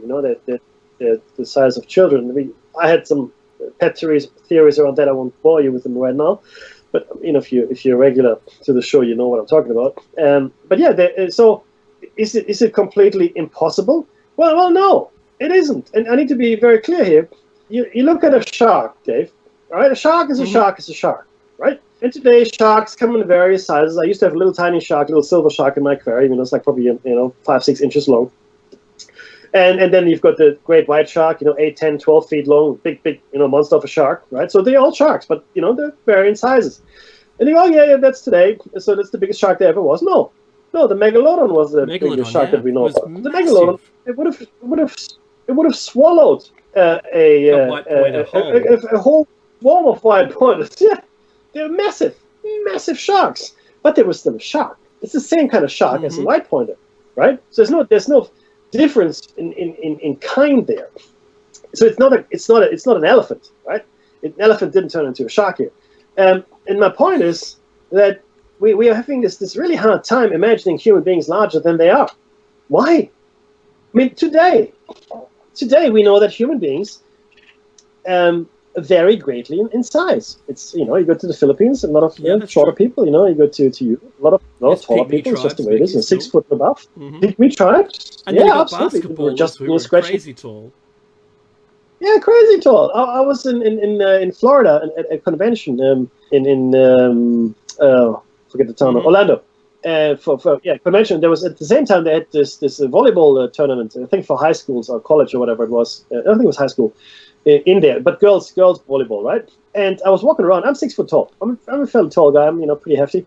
But I was looking up at these girls. They're like a head or two heads taller than me. Like all of them. All of these girls, like they're normal girls, only 2 heads taller than me, right? And I'm looking, they all, obviously playing volleyball, height is a thing. But I was looking around, so it's a thing. And I remember once I was in the city. I was in a pub in Sydney on George Street, downstairs, and there was clearly a convention of tall people had just happened. And they didn't look tall, lanky tall. You know how sometimes like people are a bit lanky? Mm-hmm. These were, these were completely proportionally. I remember this one guy, he was built like a brick. Yeah. Right? But he was tall, right? Like 2 heads taller than me at least, if not more. But completely in proportion, okay? And he would be small compared to people I think would be giants out there, right? There's no reason why there couldn't have been a giant race of people, human beings. There's no reason, none, except our inability to believe in it, or our inability to accept it. That's the only reason they couldn't exist. They're pygmy elephants. We know they exist. Homo forensis, no taller than 4 feet. Okay, and maybe even remember that the skeleton I just mentioned earlier. This tiny little creature that must have lived for 20 years, right? So we know all of this stuff is possible, but we cannot, for the life of us, accept that it is even remotely possible to exist in our world, right? Even in the past. No, it's all nonsense. It's fairy tales. Don't go there. And you have to ask yourself, why? Why can't we? Because we drove them to extinction? Maybe. Because something happened? Because someone doesn't want us to know the truth? Yeah, I think there's been that. Because someone is keeping away our true history from us? Yes, absolutely. Our history is 5,000 years old. It's a newborn. In the scheme of things, Dave, we haven't even opened our eyes yet. As a child is born, it takes a few days for them to open their eyes. That's just how it is, right? And in the history of the world, if you look at the world, we haven't even opened our eyes yet, okay, in the last 5,000 years. We don't know anything before that. We are complete amnesiacs, okay? I believe that our civilizations are destroyed on a regular basis every 20,000 years, every 25,000 years, every 15,000 years, whatever the time frame is, but somewhere in between there, right? Completely wiped out on the surface of the planet. That's important. On the surface of the planet. And we start from scratch. And everything that went before is a myth, is a legend, is a fairy tale, is a dim memory, is nonsense, is fantasy, is nothing, right? And sometimes things survive. Here and there, but we can't really do anything with that. It doesn't really fit into the picture. And I believe there's also a narrative that we're given. Not only are we destroyed, we're given a narrative by whoever's in charge. And that's the narrative we then live by. Because we're nothing but people. If we're nothing if not people pleasers, right? We like to conform. We like routine. Okay, we hate change. People hate change, Dave. That's a fact. Worst thing can happen to you is change. So we like for things to be the same. And if I'm taught something from birth, all along, all my life, and then someone tells me something else, let's burn that person at the stake. Quickly, now, let's burn down the observatory. Let's do it. Let's just to the paper mill. You're completely right. Man, but so sorry, 100%. That's the shock. Yeah. So yeah, that's the shock. So hopefully you're interested in following us on our journey for the next few weeks. It'll be interesting. Hopefully we'll learn a few new things. It's going to be a hell of a ride. I promise you that. Because we are living through interesting times right now. In case you weren't aware, we're living through interesting times, and there's nothing worse than interesting times. The life we want is a quiet life. Most of us want a quiet life. Just live our lives. Don't no adventure. Adventure is bad. I feel a bit like Frodo, or even Bilbo Baggins going off on their journey. Why? Why me? I don't want to go. It's not find someone else. I like the Shire. Well, to find out, Mecca, they didn't have to go around the world the wrong way. They could have just walked across the valley. Greatly disappointed me in that film. Right. That's all right though. I'm good. You're supposed to leave your brain at the door. Is it right? There are so many good things happening right now in film that are being delayed because of the virus. There's a film called Greenland, I think it's called, or something like that, where the Earth is bombarded with meteors, or actually comets, or fragments of comets, and everyone's trying to get to Greenland because apparently that's where it's safe, but military involved, and it's all a conspiracy. It's actually pretty fun. Ooh. See, yeah, okay, there's a lot. I'm sure there's a lot of productions held up, and the truth is, And the one thing I'm waiting for with Bated Breath is the second installment of what they found to the Skinwalker Ranch, because the first season blew me away. It blew me away. I never thought I would never thought they would go there. In a similar way, I never thought they would go where they did with Epstein, but they did. They went there, right? She's circling the drain right now. Yeah, at the moment. Still alive. Maybe she's in Gitmo and they're trying to protect her. I don't know. Look, yeah, they are moving her around a lot. Just that's so a fact. Again, it's Hillary not a conspiracy theory. That's right. That's a fact. There you go. Hey, you want to hang out tonight? Hello, suicide hotline. I'd like to place an order. Taking orders, right? There's some music. We'll catch you next week for another Shiny Side Out with Dave and Mecky. And stay tuned for Jer Bear's awesome show. He's played some good tunes. Okay, stay safe. And we'll catch you next week.